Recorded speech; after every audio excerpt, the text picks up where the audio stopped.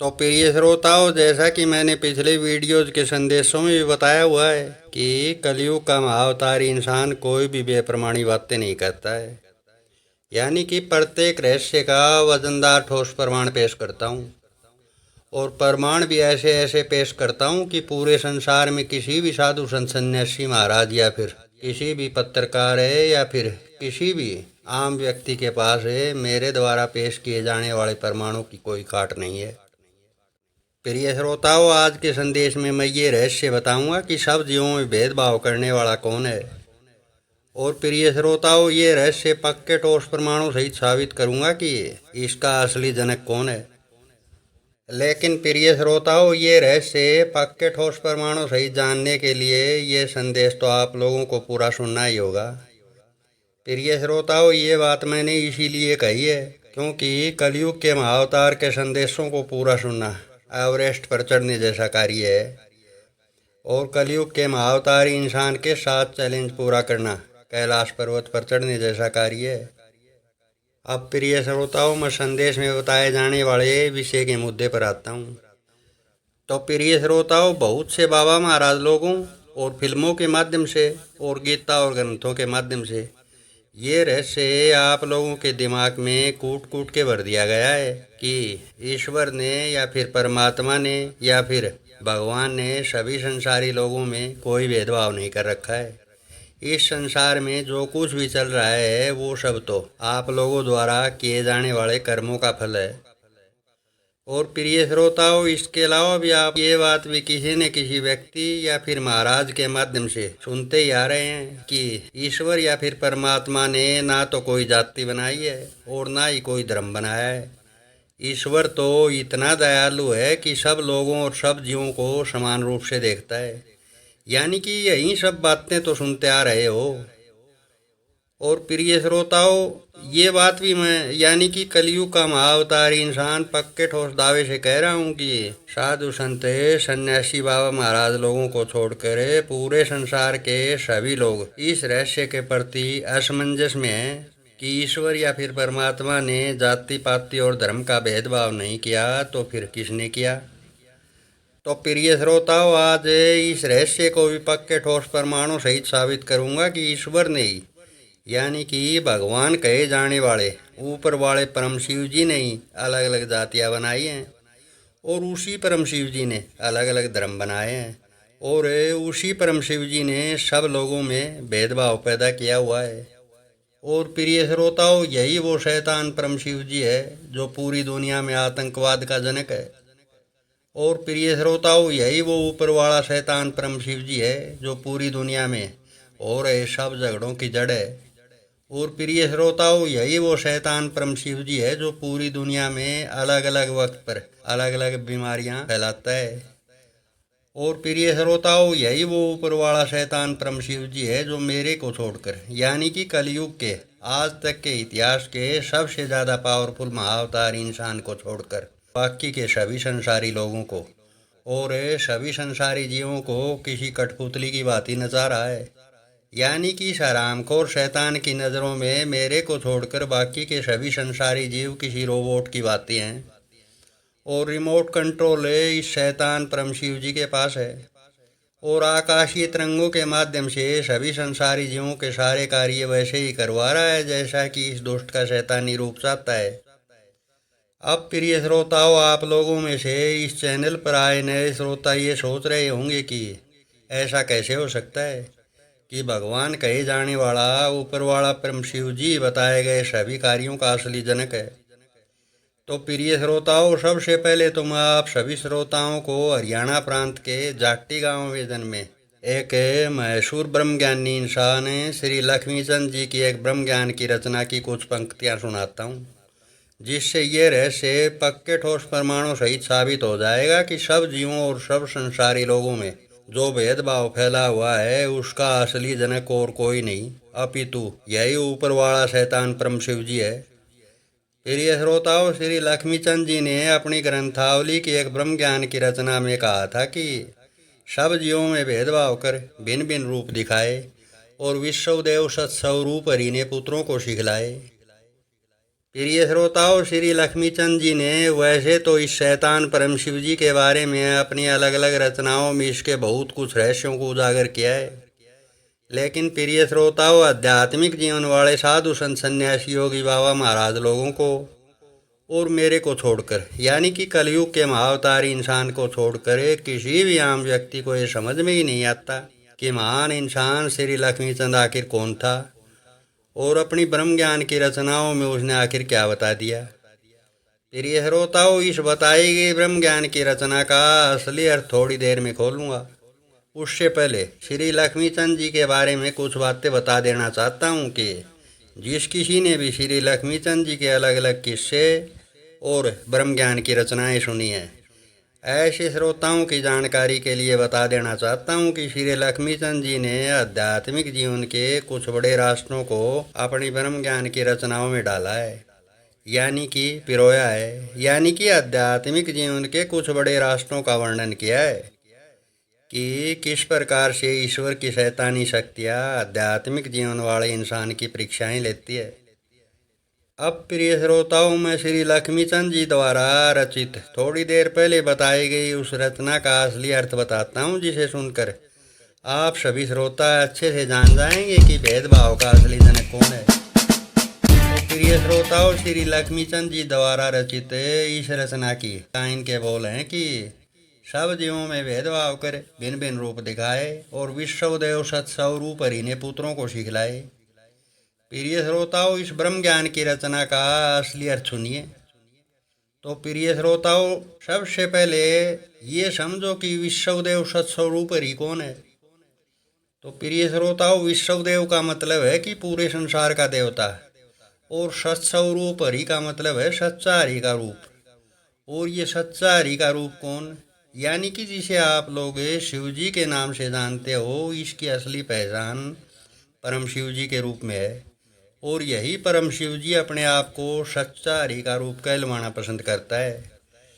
और प्रिय श्रोताओं, सत्स्वरूप हरि के पुत्र यानी कि परम शिव जी के असली पुत्र कौन। तो प्रिय श्रोताओं, इस पूरे संसार में जो भी साधु संत सन्यासी योगी बाबा महाराज लोग सत्स्वरूप हरि के अलग अलग देवीय रूपों की गुलामी यानी कि भक्ति यानी कि उपासना या फिर आराधना करते हैं, ऐसे सभी इंसानों को ये सत्स्वरूप हरि यानी कि ये भगवान कहे जाने वाला परम शिव जी अपने पुत्र मानता है। और इसके पुत्र ये रहस्य अच्छे से जानते हैं कि इसने इस संसार के सब जीवों में भेदभाव किया हुआ है। प्रिय श्रोताओं, ये तो हरियाणा प्रांत में जन्मे ब्रह्मज्ञानी इंसान श्री लक्ष्मीचंद जी द्वारा दिया गया एक ठोस सबूत था इस भगवान कहे जाने वाले परम शिव जी के खिलाफ। लेकिन प्रिय श्रोताओं, कलयुग के महाअवतारी इंसान ने तो यानी कि मैंने तो मेरे दोनों चैनलों पर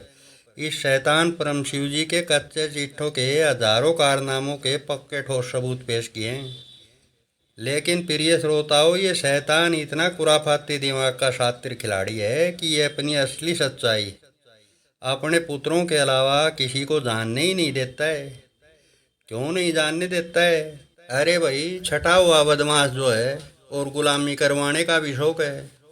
प्रिय श्रोताओं, ये जो आरामखोर की प्रशंसा में जो गाना गाने वाले लोग हैं ना, ये भी खुद ही इनसे गवा रहा है, यानी कि सभी जीवों और सभी संसारी लोगों का इस्तेमाल किसी रोबोट की भांति कर रहा है। यानी कि आप लोग जो शब्द बोल रहे हो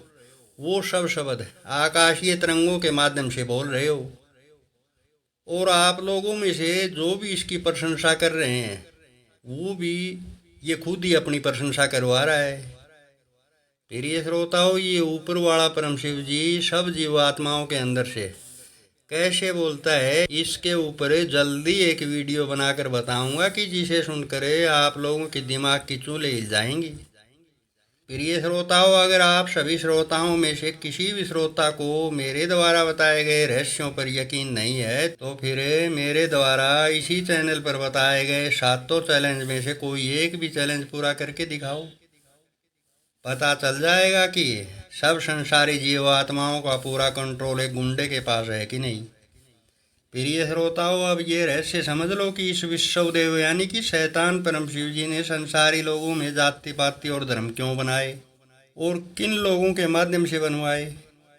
तो प्रिय श्रोताओं, सबसे पहले तो ये रहस्य समझ लो कि इस परम शिव जी नाम के शैतान ने जाति पाति और धर्म किन लोगों के माध्यम से बनवाए। तो प्रिय श्रोताओं, ये रहस्य मैं पहले से ही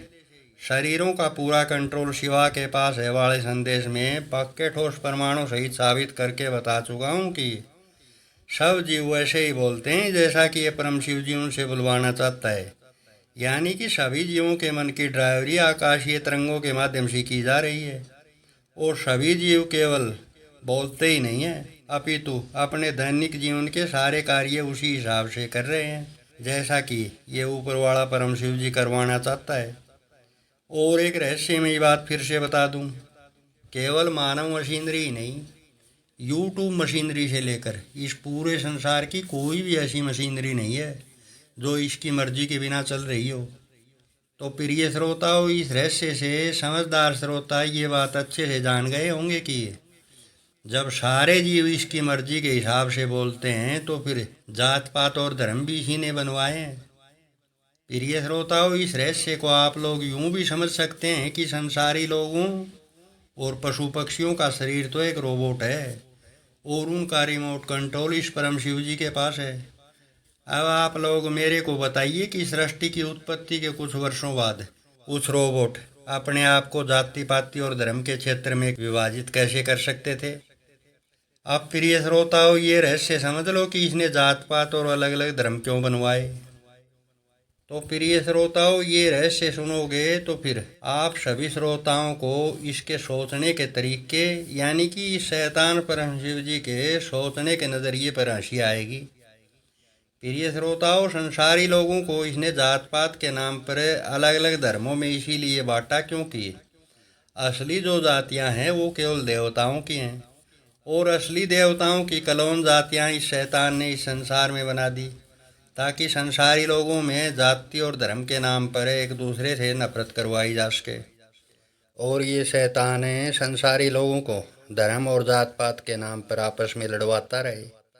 अब प्रिय श्रोताओं, आप लोगों में से कुछ लोगों की सोच ये परम शिव जी इस प्रकार की बना देगा कि आप लोग अपने मन में ये सोचोगे कि धर्म और जात पात के नाम पर लड़ाई झगड़ा करवाने में भगवान कहे जाने वाले परम शिव जी का क्या फायदा है। तो प्रिय श्रोताओं, इस रहस्य के पीछे भी कई कारण हैं जिनकी वजह से ये शैतान संसारी लोगों में लड़ाई झगड़े करवाता रहता है। प्रिय श्रोताओं, संसारी लोगों को आपस में लड़वाने का इसका सबसे प्रमुख कारण है वो ये है कि कुछ संसारी लोगों के नाम ऐसे होते हैं कि वे लोग ना चाहते हुए भी आध्यात्मिक जीवन वाले इंसानों की तरह से ऊंचाई वाला जीवन जीने लग जाते हैं। ऐसे में इस शैतान परम शिव जी का नारद रूपी रूप या तो उनके साथ रहने वाले उनके घर के सदस्यों में लड़ाई झगड़ा करवाता है या फिर किसी दूसरी जाति के व्यक्ति से ऐसे व्यक्ति का झगड़ा करवा देगा। प्रिय श्रोताओं, बहुत से लोग तो बेवजही यानी कि बिना किसी कारण के ही दूसरी जाति के लोगों से घृणा करते हैं और अपने आप को श्रेष्ठ जाति का मानते हैं। ऐसा भी इसीलिए करवाया जाता है ताकि ना चाहते हुए भी किसी भी व्यक्ति को आध्यात्मिक जीवन वाली ऊंचाई पर चढ़ने से रोका जाए। और प्रिय श्रोताओं, दूसरा जो प्रमुख कारण है वो ये है कि जब इस परम शिव जी के द्वारा कुछ अलग से लिखावट देकर पैदा किया गया कोई इंसान है, जब किसी गांव या फिर शहर में रहकर इसके किसी एक रूप की उपासना या फिर आराधना करता है तो ऐसे इंसान की आराधना में भंग डालने के लिए इसका शैतानी रूप यानी कि महर्षि नारद रूपी रूप आसपास के लोगों के मन पर हावी होकर उनका लड़ाई झगड़ा करवा देता है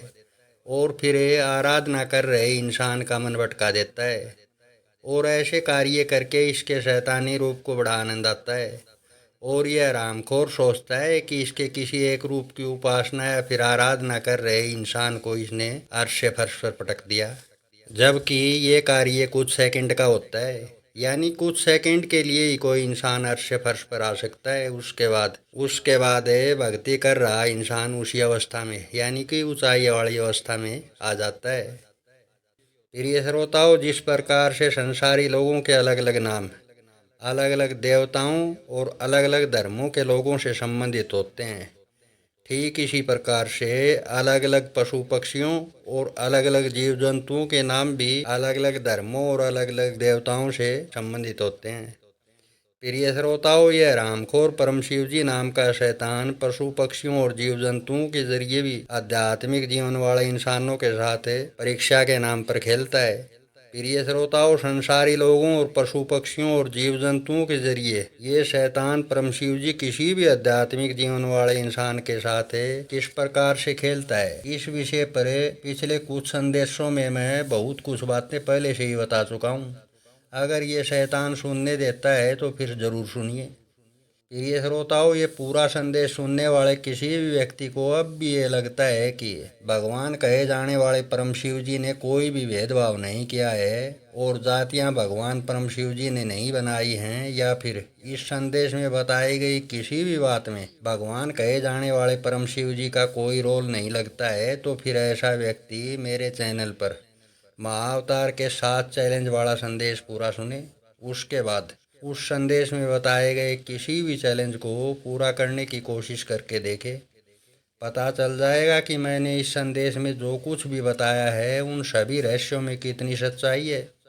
अब प्रिय श्रोताओं, संदेश काफ़ी बड़ा बन चुका है। इस संदेश में बताई जाने वाली बातें यही तक। प्रिय श्रोताओं, संदेश के आखिर में यही कहूँगा कि वीडियो के संदेश में बताया गया रहस्यमय ज्ञान पसंद आया हो तो फिर इस चैनल को सब्सक्राइब करके कुछ और संदेश सुनिए और कुछ और ईश्वरीय रहस्यों के असल सच्चाई को जानने की कोशिश करिए। प्रिय श्रोताओं, संदेश के आखिर में सभी सज्जन श्रोताओं से यही अपील करूँगा कि इस वीडियो को शेयर ज़रूर करिए ताकि बाकी के संसारी लोगों को भी पता चल सके कि भेदभाव का असली जनक कौन है।